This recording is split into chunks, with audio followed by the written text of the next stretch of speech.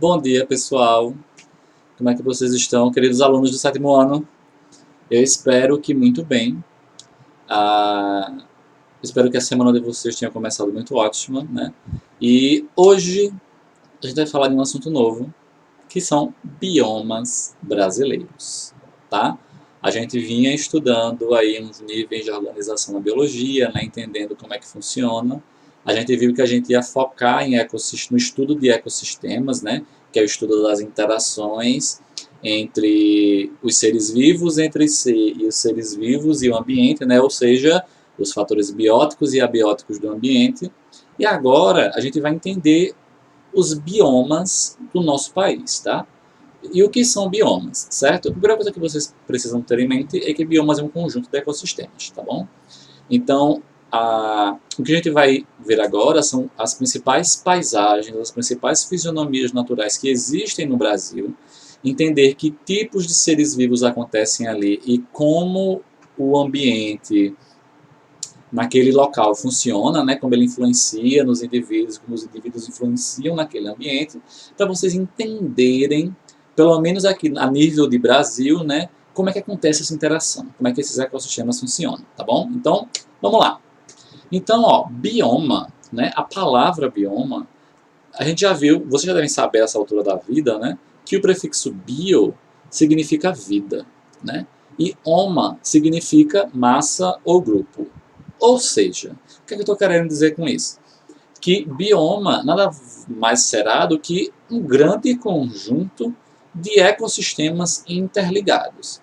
Vocês lembram que na aula passada, quando a gente estava falando sobre ecossistemas, a gente disse que tipo, um ecossistema ele não tem um tamanho definido, né? Depende do que você está estudando ali. Um ecossistema pode ser uma poça d'água e pode ser o oceano inteiro. Pode ser um copinho com terra dentro e pode ser o planeta Terra inteiro, né? Tudo depende do referencial ou daquilo que você está querendo estudar, certo?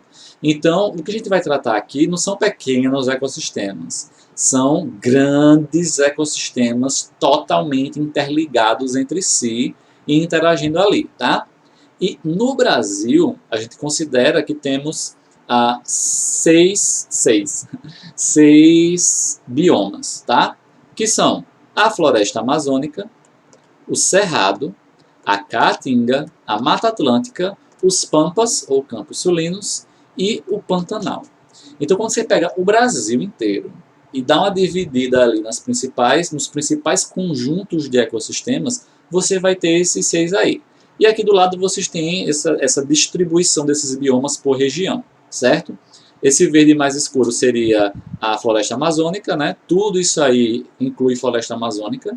E aí perceba que a floresta amazônica não está restrita ao estado do Amazonas, é região norte e um pouco da região centro-oeste também, tudo isso aí é a região da floresta amazônica, certo? O bioma Amazônia é tudo isso.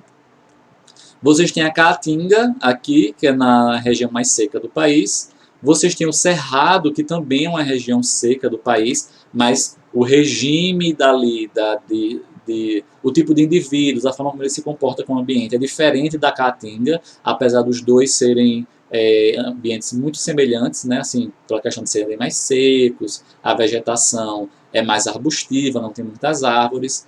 Mas apesar disso, tem características muito específicas de cada um que fazem eles serem biomas separados, tá? Aqui em amarelo você vai ter a Mata Atlântica, que é a região onde a gente vive. A gente vive numa região de Mata Atlântica.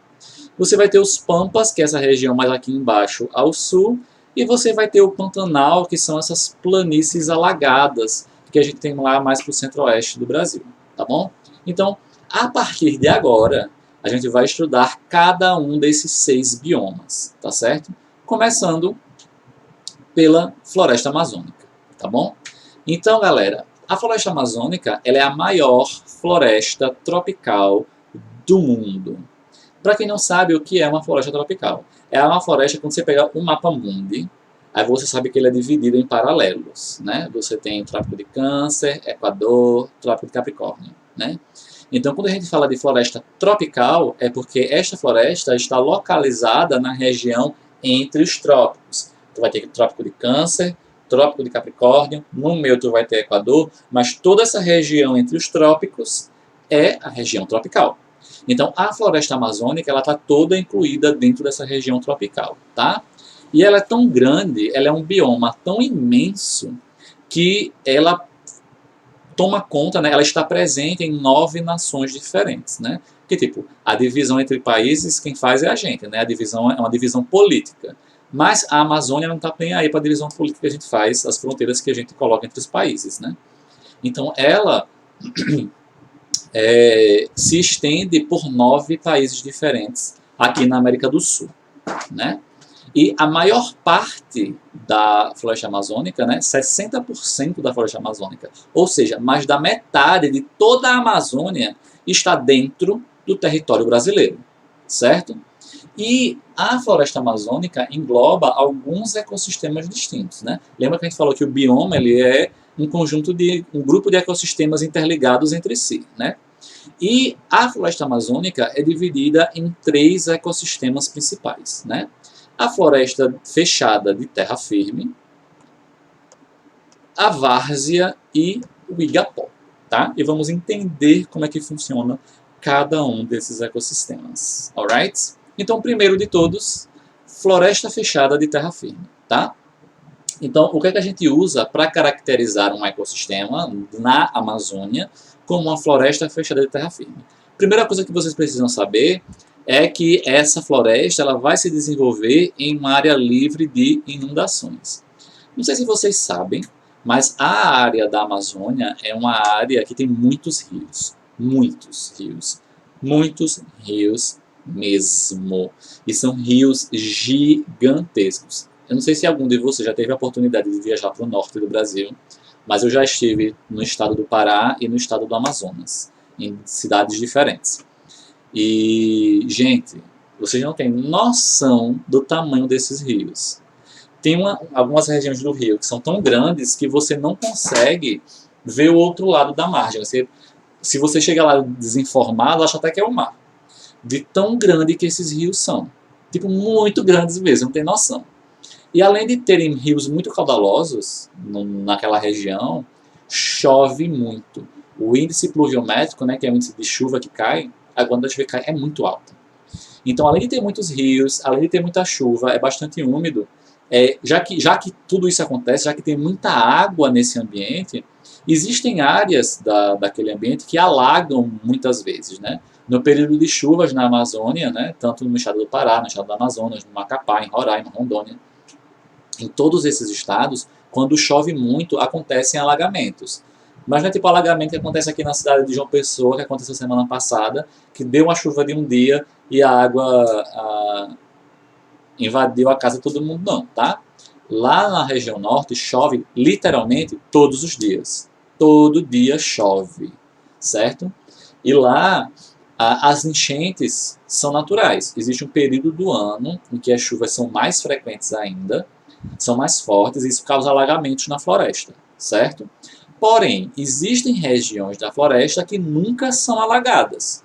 Essas regiões de floresta que nunca são alagadas é o que a gente chama de floresta de terra firme. É uma área livre de inundações. Então, naquela área ali da floresta, nunca inunda, certo? Por causa disso, a gente chama floresta de terra firme, tá? E segundo o IBAMA, né, nesse ecossistema é possível encontrar cerca de 3.000 espécies de árvores. Não é 3.000 árvores, é 3.000 espécies de árvores. Então vocês têm milhares, centenas de milhares de árvores nesse local, tá? Em 1 hectare, né? E 1 hectare, para quem não sabe, é igual a 10.000 metros quadrados. Então tu imagina que em 1 hectare tu vai ter 3.000 espécies, mas de cada espécie tu vai ter várias árvores, né? Vários indivíduos da mesma espécie. Então é árvore pra caramba. É uma região muito rica, é uma vegetação muito rica, né? E outra coisa também é que essa região de terra firme, né? Ela... Como é que eu posso dizer? Na verdade eu esqueci o que eu ia dizer, galera. Mas tudo bem. Depois, quando eu lembrar, eu falo pra vocês. O segundo ecossistema... lembrei. Percebam que Não sei se vocês já viram falar, mas tipo, se a avó, a mãe, a tia de vocês tiver planta em casa, vocês já devem ter ouvido falar que você não pode regar demais as plantas. Que se você regar demais, você pode encharcar o solo e a raiz da planta vai apodrecer e a planta morre.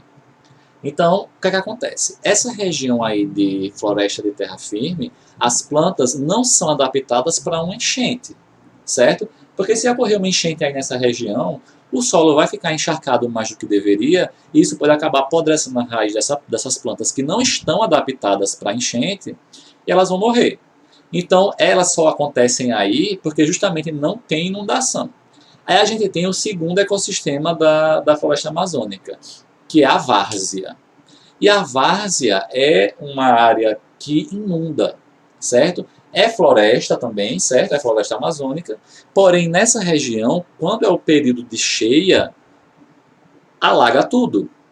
E muitas plantas ficam embaixo d'água mesmo, sabe? Árvores inteiras ficam embaixo d'água. O nível da água sobe demais. Só que essas plantas que ocorrem na várzea, elas estão adaptadas para viver em ambientes alagados. Elas não vão morrer porque ocorreu um alagamento, entendeu? Então, olha só. A várzea é uma floresta situada na planície de inundação de rios de água branca, como o Rio Solimões. Você deve ouvido falar essa altura da vida que existe o Rio Negro e o Rio Solimões. O Rio Negro tem uma água mais clara, ela é um pouco mais barrenta, mas é mais clara. E você tem o Rio Negro, que a água é bem escura, tá? Então, na área, tipo assim, você tem um rio, aí depois que você tem essa região do rio, você tem uma área de planície, que é uma área de terra mais plana. Essa planície que fica ali do lado do rio, é justamente a área que quando o rio sobe, o nível da água do rio sobe por causa das enchentes, essa área de planície inunda. Então, se for perto de um rio de águas claras, como o Rio Solimões, por exemplo, a gente chama essa região, esse ecossistema de várzea, tá? E como é uma área que alaga, a quantidade de árvores que você vai ter nesse ambiente é um pouco menor do que a floresta de terra firme, tá? Então, na várzea, ela vai apresentar cerca de 1.000 espécies de árvores com adaptações especiais para passar alguns meses do ano imersas em água parcial ou totalmente, certo? Então, como eu falei, essas plantas vão ter adaptações que vão permitir que elas sobrevivam nesses ambientes alagados. E aí não importa se elas estão parcialmente alagadas, né, alagadas até metade, ou se elas estão totalmente alagadas e submersas dentro d'água, tá certo? Então, terra firme não tem inundação, várzea é uma área de inundação perto de rios de águas claras, né? E aí você tem o Igapó. E o Igapó também é uma planície de inundação, porém a água que inunda ali vai ser de rios de cor mais escura, como o Rio Negro, tá? Essa seria a diferença entre várzea e Igapó. Só que as regiões de Igapó, elas são mais pobres ainda em quantidade de espécies do que a várzea. Porque a água negra, né, a água mais escura, que é a água do Rio Negro, por exemplo, ela é pobre em nutrientes. Ela é mais pobre em nutrientes do que a várzea, certo? E por isso elas abrigam menos espécies de árvores, cerca de 600 apenas, ao contrário lá do Igapó, da várzea, desculpa, que são cerca de 1.000 espécies, que é menos ainda do que a floresta de terra firme, que são cerca de 3.000 espécies, tá? Se vocês escutarem um gato miando aí, tá? É meu gato que está preso aqui do lado de fora e ele não... Deixa eu só pegar ele, rapidinho.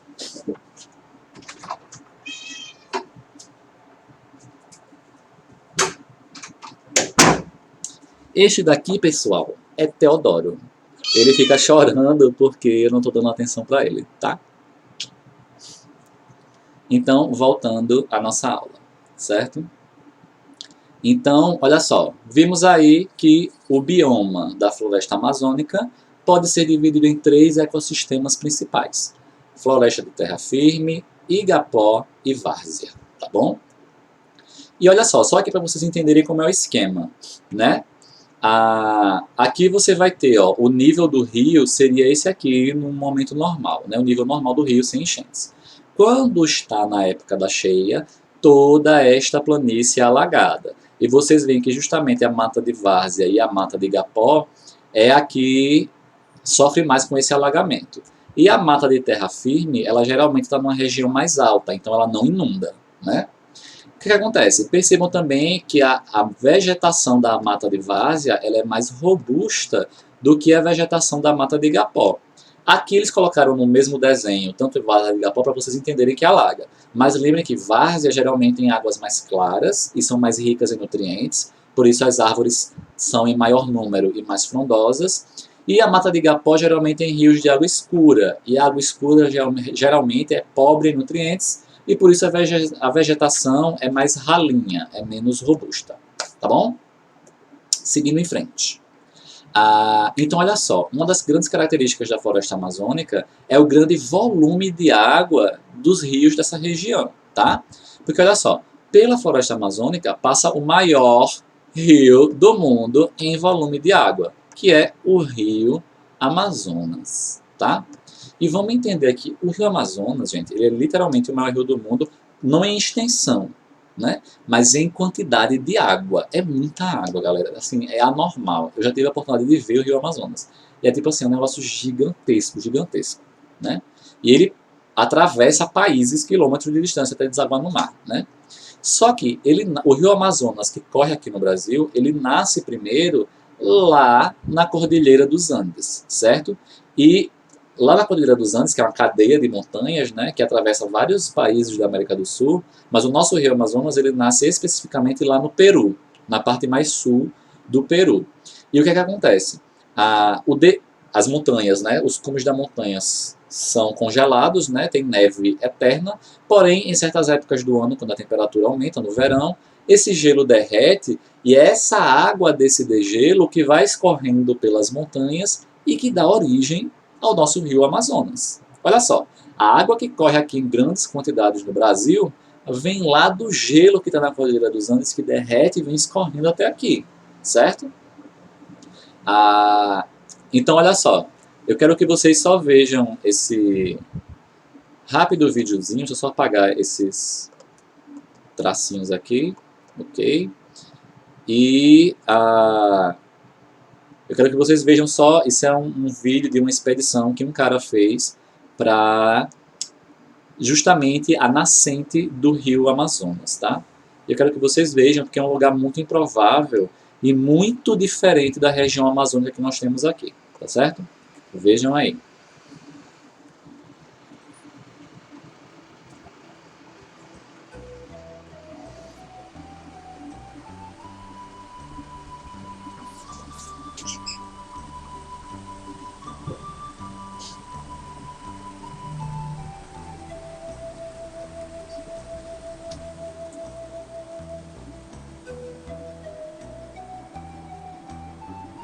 Percebam que o ambiente, a paisagem é totalmente diferente do que a gente conhece como floresta amazônica, né? Porque aí não é uma região de Amazônia, né? Não é floresta amazônica, mas é daí, dessa região, desse gelo que está derretendo, escorrendo pela pedra, que vem a água que abastece o rio Amazonas, certo? Uau, nós estamos na nascente do Amazonas, a 5.100 metros de altitude, um lugar maravilhoso, espetacular, não parece nada com a floresta amazônica que nós estamos acostumados aqui, faz 0 graus, falta ar, não tem árvores nenhuma, mas é espetacular porque nesse ambiente nasce o rio mais caudaloso do mundo, o rio mais longo do mundo. E o Peru é, portanto, um país que tem uma relação muito próxima conosco, o Brasil. É o país que nos dá o começo de todo esse grande rio que é o rio Amazonas. Espetacular.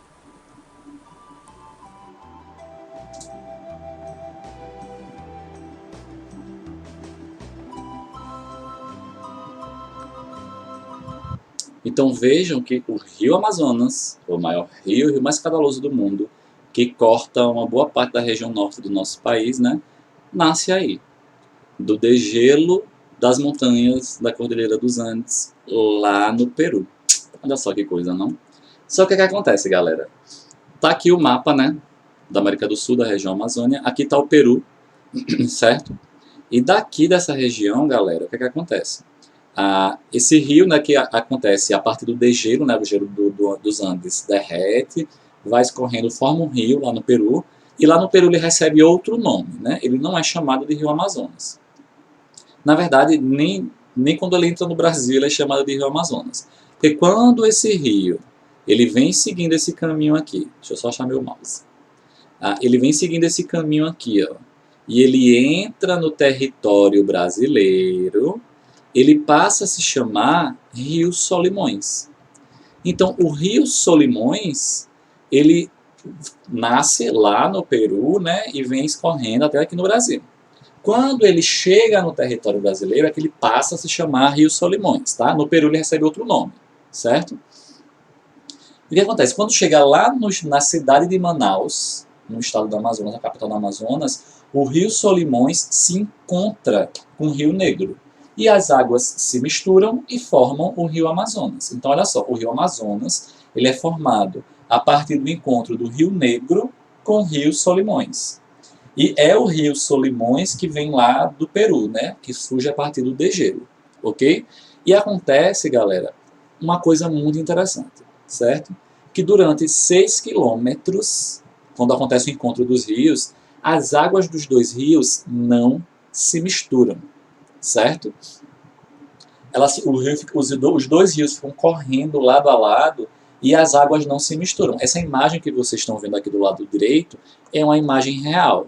É o encontro das águas que tem lá na cidade de Manaus.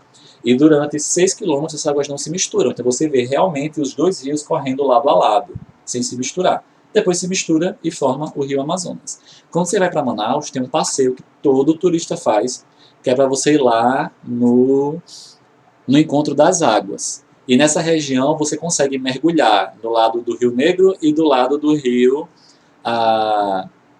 Solimões. E a temperatura deles é totalmente diferente. Um rio ele é mais frio e o outro rio é mais quente. A água do Rio Negro é mais fria e a água do Solimões é mais quente. E você consegue sentir essa diferença mesmo. Se você for ali no meio, colocar o pé de um lado e o pé do outro, você vai ver que a temperatura dos dois lados, das duas águas, são totalmente diferentes. E essas águas não se misturam. Só mais para frente é que elas começam a se misturar. E aí você tem a formação do Rio Amazonas, tá? E aí, depois que forma o Rio Amazonas aqui, ó, na região de Manaus, tudo isso aqui, ó, entrou no território brasileiro, a partir daqui é Rio Solimões. Aí tudo isso daqui é Rio Solimões até chegar em Manaus. Acontece o encontro das águas e daqui para frente é o Rio Amazonas, certo? E o Rio Amazonas vai seguindo, seguindo, seguindo até desaguar no Oceano Atlântico, tá? Lá em Belém do Pará e no Amapá também. E o que é que acontece? Por que, que a água desse rio aqui, do Rio Solimões, ela é tão barrenta, né? O que, que acontece? Como ela é fruto do degelo das águas das montanhas dos Andes, ela vem arrastando, ela vem escorrendo ao longo da paisagem, ao longo do relevo, essa água vem trazendo consigo muito sedimento, muita matéria orgânica. Ela veio que vai arrastando as coisas que tem pela frente, entendeu? Então isso cria uma água que tem muitos sedimentos. Ela acumula muitos sólidos em suspensão, né? Muitas partículas se acumulam ali. E como ela vem arrastando muita coisa ao longo do caminho dela, isso faz com que a água do Rio Solimões seja mais rica em nutrientes. Por isso que lá na várzea, né, nessas regiões de vegetação que são alagadas pelo Rio Solimões, você tem uma vegetação mais rica, porque essa água tem mais nutrientes, já que ela vem arrastando mais sedimentos ao longo do percurso dela, certo? Além de passar por áreas planas e férteis, essa água também é utilizada pelas comunidades para a agricultura de subsistência. Ou seja, esse rio, na região onde ele corre, como ele é muito grande e muito caudaloso, ele também serve de apoio para as comunidades que vivem ali em volta do rio, porque é essa água que vai ser utilizada para a agricultura de subsistência, né? Aquele tipo de agricultura que é feito só para retirar ali o que aquela comunidade precisa para sobreviver, né? Não é utilizado para a agricultura de comércio. Beleza? E aí, no Rio Solimões, você tem fauna e flora associada a esse rio, né? Então, no Rio Solimões, né, já que a água dele é pouco ácida, né, a gente diz que as águas são neutras ou alcalinas, isso possibilita a grande proliferação de mosquitos. Então, na região, galera, onde o Rio Solimões corre, é cheio de mosquito, mas muito mosquito mesmo. Quando anoitece, fica insuportável de tanto mosquito. E qual é o problema? Que a região norte, né, a região amazônica, é uma região onde tem muitos casos de malária. Né? E vocês sabem, não sei se vocês sabem, mas se não sabem, estão sabendo agora, a malária é transmitida através da picada de mosquitos. Né? Então, os casos de malária na região norte são muito altos, os índices dessa doença são muito altos. Justamente por causa do rio Solimões, que tem águas neutras, as águas não são muito ácidas, e isso favorece a proliferação desses mosquitos, inclusive os mosquitos que transmitem a malária. Né? Porém, essa mesma água ela serve de hábitat para muitas espécies que são muito típicas da Amazônia, como por exemplo o poraquê ou peixe elétrico, que é esse primeiro que vocês estão vendo aqui. Eles ocorrem no Rio Solimões. O jacaré-açu, que é o maior jacaré que a gente tem, que pode ultrapassar até 6 metros de comprimento e pesar cerca de 300 quilos, que é esse que vocês estão vendo aqui na imagem. Isso aqui é um jacaré no Rio Solimões. E você tem também as famosas sucuris, né, que são as cobras que podem chegar até 12 metros de comprimento. São as famosas anacondas, que come boi, come bezerro, come até gente esse bicho aí. Né? Então, esses animais são animais típicos da Amazônia e que geralmente habitam o Rio Solimões, são encontrados no Rio Solimões, tá bom? E aí você tem o Rio Negro, né? O Rio Negro, ao contrário do Rio Solimões, que não vem arrastando sedimentos, né? Ele recebe uma grande quantidade de matéria orgânica, né? O resto de folhas da floresta, arbustos, troncos. Então, todos esses vegetais, que são seres vivos, né? E por isso matéria orgânica, vão caindo no rio, o rio vai arrastando tudo isso e essa matéria começa a entrar em decomposição.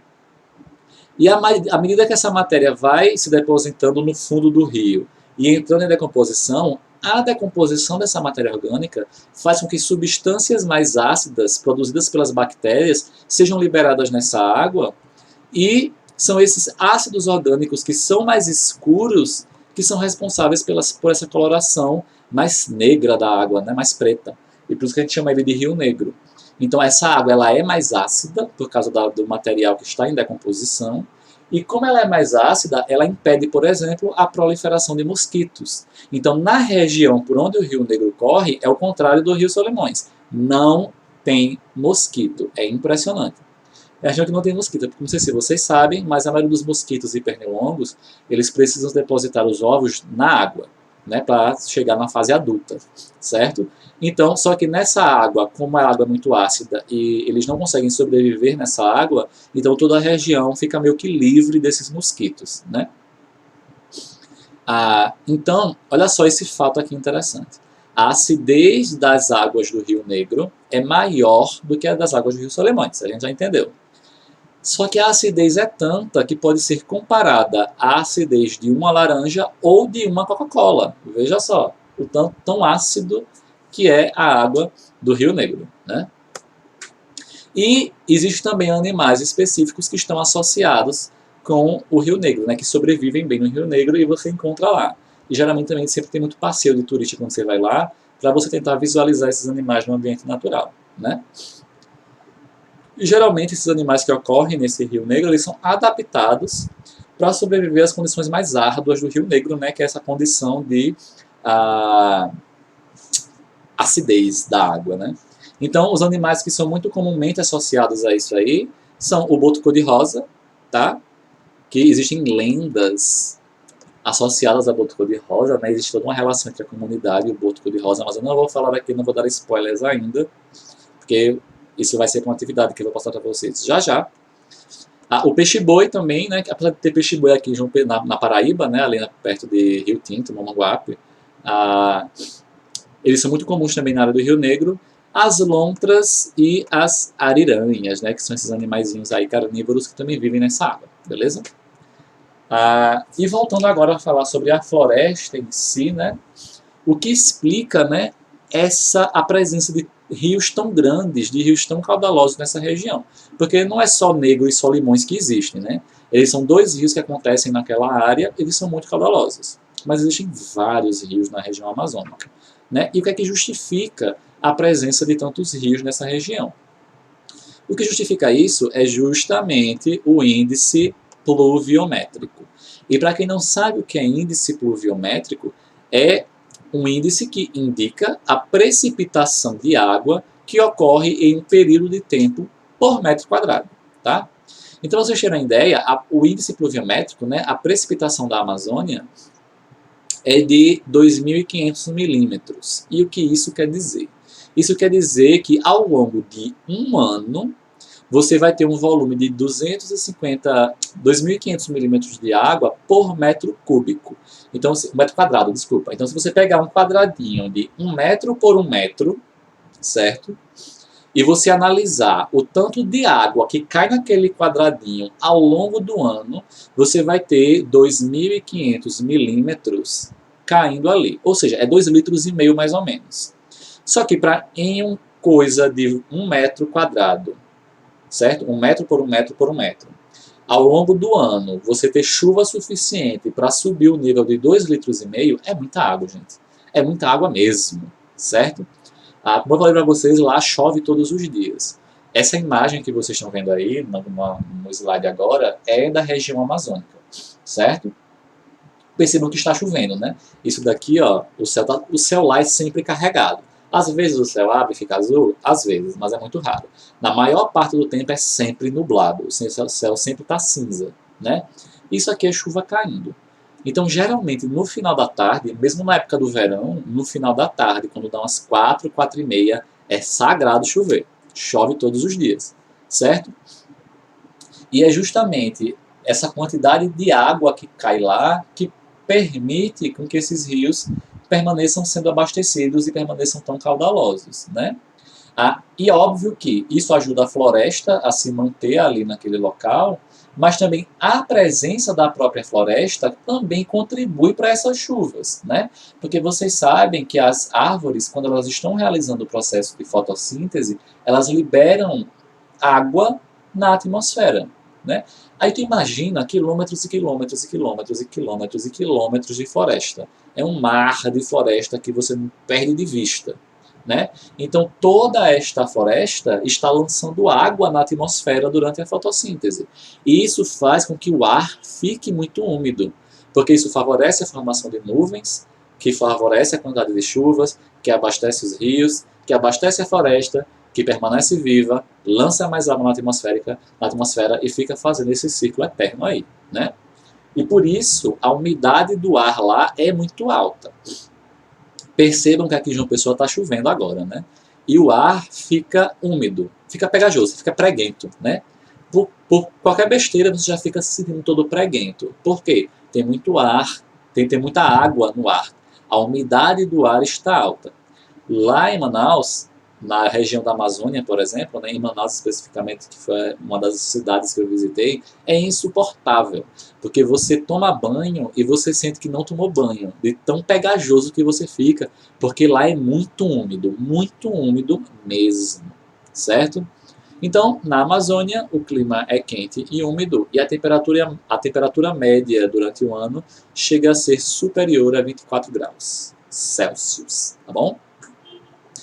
E outra coisa importante também que vocês precisam entender sobre como a floresta amazônica funciona é que ela é dividida em estratos, certo? O que é que acontece?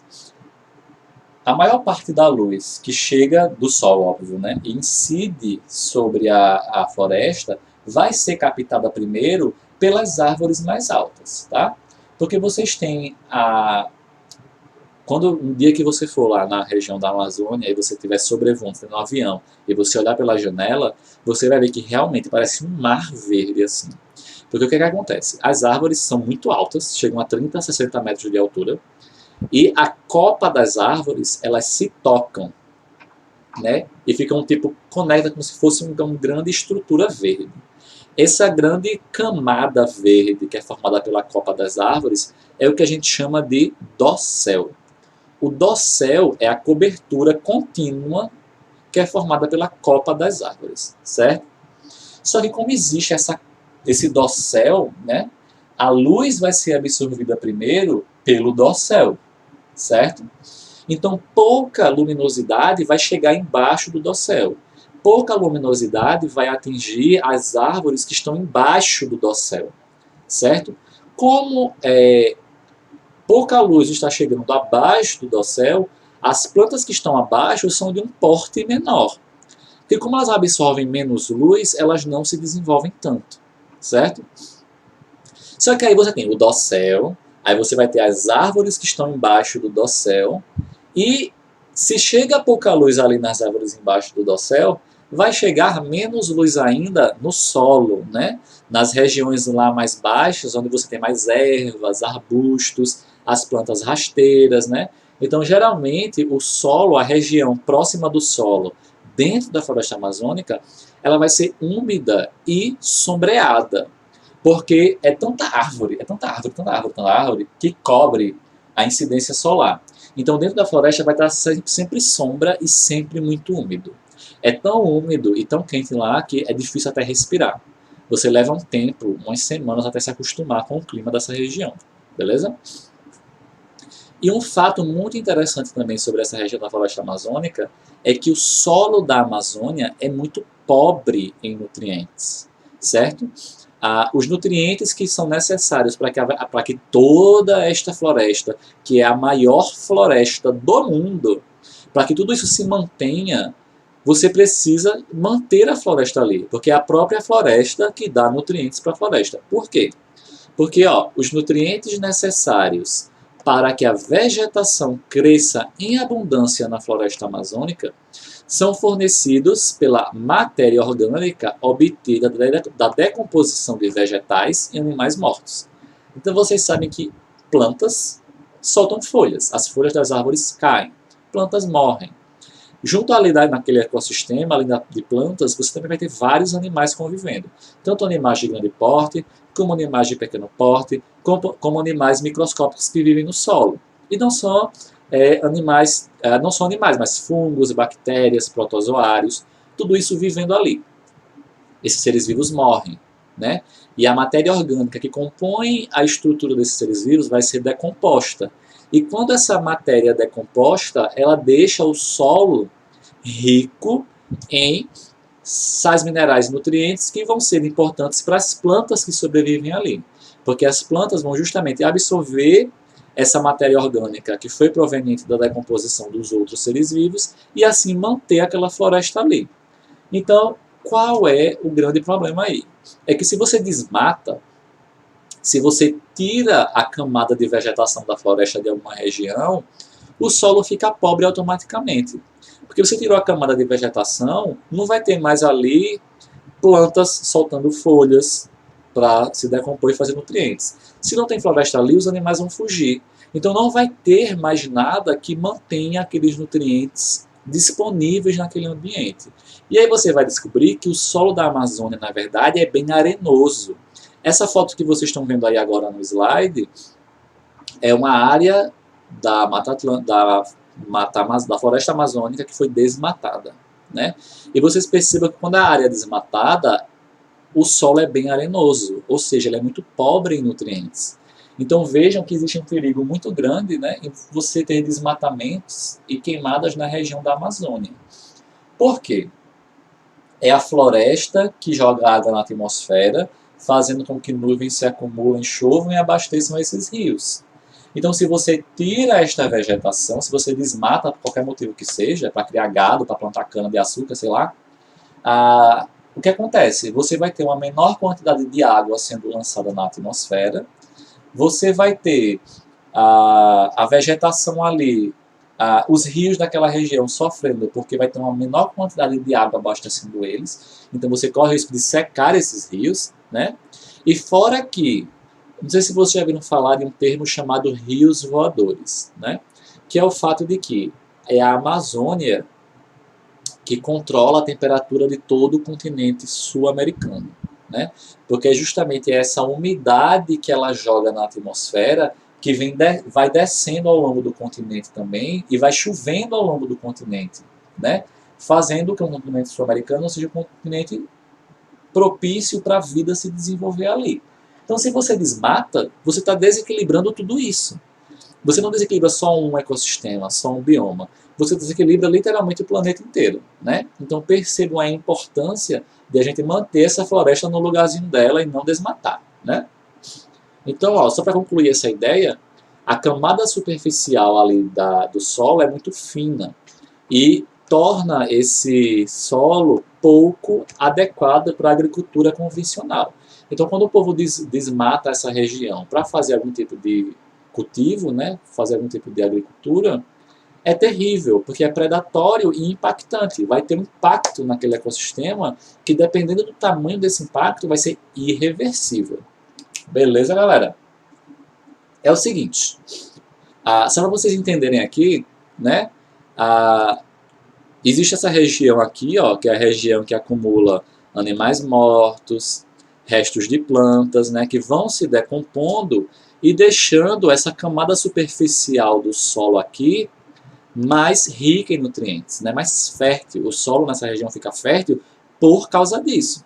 Então, quando você tira essa camada de vegetação aí, você vai estar tirando a camada que vai deixar esse solo fértil. E aí você vai ter o quê?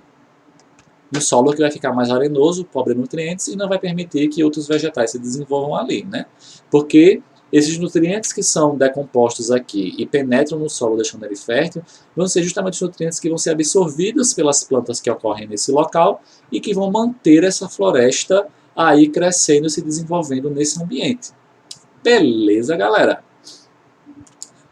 Depois vocês deem um print nessa tela e leiam com calma esses quadrinhos que têm informações importantes, mas como são coisas que eu falei anteriormente, eu não vou me deter aqui de novo, tá bom? Aqui só para vocês terem uma ideia da fauna, né, dos tipos de animais que a gente pode encontrar na floresta amazônica, né? Vocês têm vários tipos de mamíferos, né? Macacos e preguiças são muito comuns nessa área. Você pode ter onças, vários tipos de aves diferentes, como araras, papagaios, várias aves muito chamativas, né? Vocês também vários tipos de répteis, não só cobras e serpentes, mas também vários lagartos, vários répteis de pequeno porte, vários insetos, vários aracnídeos. É uma área muito rica do ponto de vista de flora e fauna, né? E você tem algumas plantas também que são muito típicas dessa região, como a castanheira do Pará, a seringueira, de onde a gente tira o látex para produzir borracha, o cupuaçu e o açaí, que a gente consome muito aqui também, mas eles são originários dessa região amazônica, né? A embaúba, né? Isso aqui é uma árvore de embaúba, que também tem aqui na Mata Atlântica, mas também que é muito comum na região amazônica, e as palmeiras amazônicas, que a gente chama de buriti, são tipos de plantas muito típicos dessa região. Não significa que são somente essas, né? Porque a diversidade da Amazônia é tanta que muitas das espécies de plantas que existem lá são inéditas para a ciência ainda. São plantas que ainda nem foram descobertas, tá? Que nem nome foi dado para essas plantas ainda. Ok? E olha só, vamos falar agora sobre a nossa atividade dessa semana, que vai ser uma atividade especial e muito diferente. A gente vai fazer um seminário online que será obrigatório, todos vocês terão que fazer. E vai ser a oportunidade de vocês de se tornarem youtubers, brincar de digital influencer, né? Então o que é que vai acontecer, galera? Eu vou dar temas para vocês vão pesquisar esses temas e vocês vão gravar um vídeo curto explicando esse tema que vai ser relacionado à floresta amazônica, certo? E vocês vão enviar este pequeno vídeo para mim via WhatsApp, tá? Vocês não vão fazer exercícios de livro essa semana. O que eu quero que vocês façam é este seminário, tá? E olha só, se liga aqui nas instruções. Vocês serão, sei lá, acho que uns 15 alunos, não é isso? Só que a gente não vai ter 15 temas, a gente só vai ter 3 temas, certo? Que vai estar lá no Google Sala de Aula para vocês verem. E o que é que acontece? Eu vou sortear esses temas, certo? Então cada pessoa vai receber um tema e 5 pessoas vão receber o tema número 1, 5 pessoas vão receber o tema número 2 e as outras 5 pessoas vão receber o tema número 3, certo? E vamos tomar aqui como exemplo, por exemplo, Yuri. Vamos dizer que Yuri recebeu o tema número 1. Porém, Lídia também recebeu o tema número 1. Isso quer dizer que eles vão trabalhar num grupo? Não. Cada um vai fazer o seu trabalho, certo? Porém, com o mesmo tema. E o que é que acontece? Vocês vão gravar esse vídeo e me enviar. Mas primeiro, vocês vão fazer uma pesquisa simples sobre o tema, tá? Não precisa ser uma pesquisa muito profunda, mas eu vou dar para vocês um pequeno roteiro. O que isso quer dizer? Eu vou dar um tema, por exemplo. Um exemplo de tema é o desmatamentos e o seu impacto na Amazônia. Então vai ter uma série de informações que eu quero que vocês pesquisem. E vocês vão gravar um vídeo explicando essas informações. Beleza? Não precisa ser como se fosse um seminário e tal. Falem natural, como se fosse uma conversa entre eu e você. Mas para isso você vai ter que dar uma estudada, uma pesquisada naquele tema para saber o que você vai falar. Beleza? E eu quero vídeos curtinhos, galera. Entre 3 e 5 minutos no máximo. Não precisa ser vídeo longo, não precisa ser uma aula, tá? Eu vou dar um tema e vocês vão falar informações sobre esse tema, tá? Existem algumas informações básicas que vocês devem abordar em cada assunto. E isso vai estar lá no arquivo que está no Google Sala de Aula, tá? E como é que vocês vão fazer para explicar o assunto? Aí fica a critério de vocês. Vocês podem fazer cartazes, slides, fazer algum tipo de vídeo criativo, certo? Ou simplesmente você vai pegar a sua câmera, seu celular aí, sentar na frente da câmera, apertar o play e falar sobre o assunto. Ah, professor, o desmatamento na Amazônia acontece por causa disso, disso, disso e disso. Isso é muito ruim porque causa vários impactos ambientais disso, disso, disso e daquilo. Você vai ter que falar sobre esse assunto. Se você conseguir montar slides e fazer igual eu estou fazendo aqui, colocar a imagem da câmera e o seu slide, você pode fazer. Tá? Existem tutoriais na internet que explicam como fazer isso. Você pode procurar e fazer.